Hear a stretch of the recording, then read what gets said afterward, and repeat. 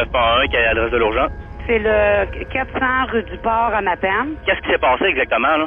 Il y a eu une explosion ce soir. OK, madame. Mes collègues avisent les pompiers, les ambulanciers maintenant pour vous aider.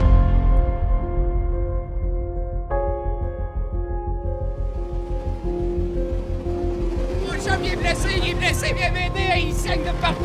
Est-ce que vous m'entendez? La respiration est tombée. Malheureusement, aujourd'hui, on a eu un incident au niveau de nos séchoirs.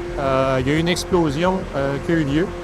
Et puis, on a eu certaines personnes qui ont été blessées. À l'appel initial, on s'attend à ce que le centre d'appel 911, qui est le correct dans notre cas, nous transmette le plus d'informations possible sur le type d'événement vers lequel on se dirige, mais aussi les conséquences connues, donc le nombre de victimes, l'endroit spécifique que ça se trouve. Centrale PC Matane, donc pour votre information, on va être en assistance au 1034 et aux pompiers de la brigade au niveau des blessés et on va être en vérification au niveau de la toiture du bâtiment, donc 1007, 1008. Notre priorité, c'est sauver des vies avant d'éteindre le feu. Par contre, on veut sécuriser les lieux pour nous-mêmes et pour l'ensemble des intervenants qui doivent affronter le risque en sauvant les vies. Pour un premier compte rendu, là, pour l'instant, on aurait un patient noir, 3 patients rouges, 3 patients jaunes.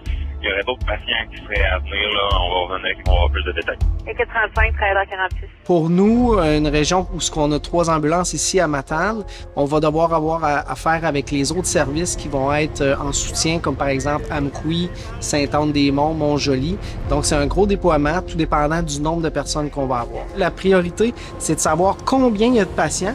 Puis par la suite, ça va être de mettre des codes de couleur parce que nos paramédics qui vont arriver, la première équipe va être une équipe de triage qu'on va appeler. Rapidement, c'est d'effectuer un périmètre de sécurité et tout en assurant la sécurité des policiers. S'il y a des premiers secours à donner, nous allons assister les services d'urgence, donc les ambulanciers, les pompiers, les services d'urgence de la compagnie également. Par la suite, nos enquêteurs vont se rendre sur place et ils vont établir s'il y a matière à infraction criminelle.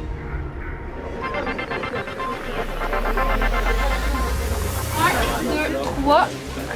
C'est bon. OK, on en revient à 3. 1, 2, 3. Est-ce que tout le monde, dans l'évaluation du patient, vous avez remarqué quoi que ce soit qui nous ferait penser qu'il y a une nouvelle blessure à part sa fracture ouverte de la cuisse? Le patient commence à répondre, docteur. OK.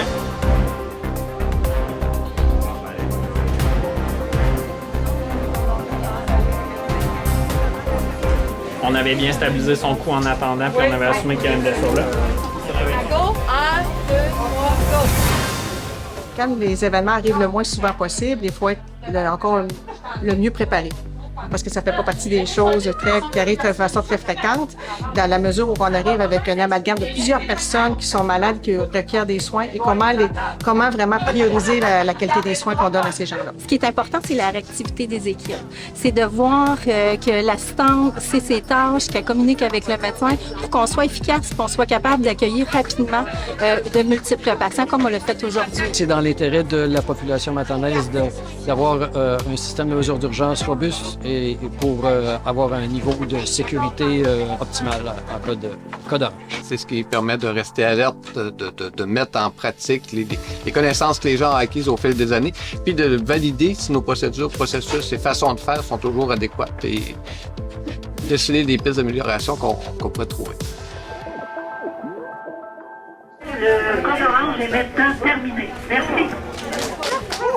Aujourd'hui, c'était de voir la séquence un peu des événements, la préparation lorsqu'on reçoit l'appel, qu'est-ce qui était fait, qu'est-ce qui aurait dû être fait plus rapidement, qu'est-ce qu'on a pris en charge, de quelle façon, pour, dans le fond, dans un but de qualité et de l'amélioration de l'air. Toutes les facettes vont être regardées, autant du point de vue médical, infirmier, préposé, la ligne de transmission, la ligne de communication, qu'est-ce qui n'a pas bien fonctionné, quel médecin n'a pas été avisé, quels sont les mécanismes de communication qu'on doit faire pour arriver le plus promptement possible à l'urgence et à assurer les soins de qualité aux patients. Aujourd'hui, c'est une réussite. Les gens ont bien répondu, autant au niveau du corps médical que du corps infirmier. Tous les intervenants autour, une belle expérience, je pense, pour l'hôpital de Matane. Pour nous, il y a un plus-value très important à ce genre d'exercice-là, simulation-là, et on va toujours être ouvert à l'idée de participer. L'objectif derrière une pratique, c'est justement d'être préparé dans le cas d'une situation réelle, Et puis, on fait tout ce qu'on peut pour en avoir, mais il vaut mieux être préparé, il vaut mieux prévenir que guérir. Le mandat premier de la Sûreté du Québec, c'est d'assurer la sécurité des citoyens.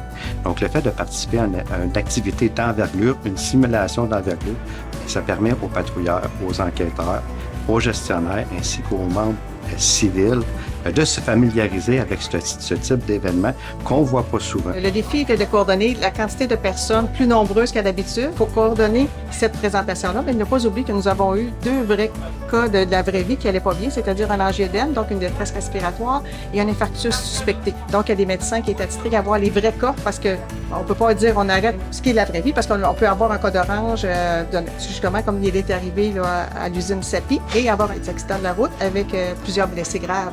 Et ça n'aurait pas arrivé en même temps, malheureusement. Le dernier avait eu lieu en 2012.